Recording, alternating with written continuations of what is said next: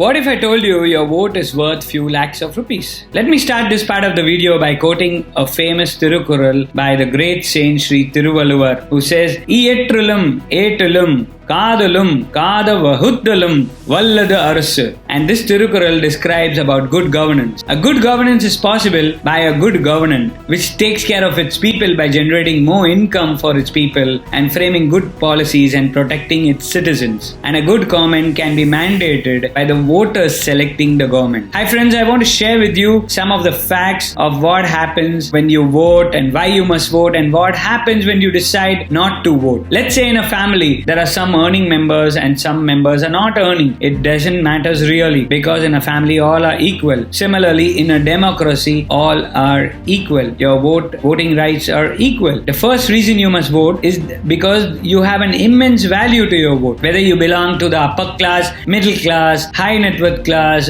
or below poverty line, it does not really matter, because your voting rights as a citizen, are the same. And friends, we don't realize in this process every vote in India on current date is worth few lakhs of rupees, because when India is growing, India's GDP is also growing, and that benefit is in turn for all of its citizens. The second reason why you must vote is to show the right direction for our future generation. A nation's culture resides in the heart and soul of its people. When we take pride in talking about the progress and the success stories of India's growth story, we have a responsibility for our future generation and the future of India. Either we need to give efforts for the change or be a light towards the change. And definitely the right thing is our vote. That would decide the right government and the growth behind that is going to happen along with the right government. Lastly, when you vote, you will be taking part in the entire decision making process, as each vote represents a voice of your constituency. A collective vote means collective voice of your problem and the required growth in shaping the government and the policies. So by not voting means the individual perspectives and interests may not be represented in the decision making process. When you vote, your constituency gets strength, and in turn your MP candidates get stronger and his voice reaches the center. Whatever your problems are, like no proper roads, no proper parks, no proper infrastructure, or drug trafficking issues, or issues tampering the faith, or issues tampering security, there is someone to talk and this at the center. When your candidate wins, you have a voice over, and that one step will begin when you decide to go and vote, my friend. Now friends, let's see what happens when you decide not to vote. Some of you give comfortable reason: I am traveling, I cannot vote. I am old age person, I cannot go and vote. What will happen with my one vote when others are voting? Friends, when you don't vote, you are depriving the rights of the future generation and giving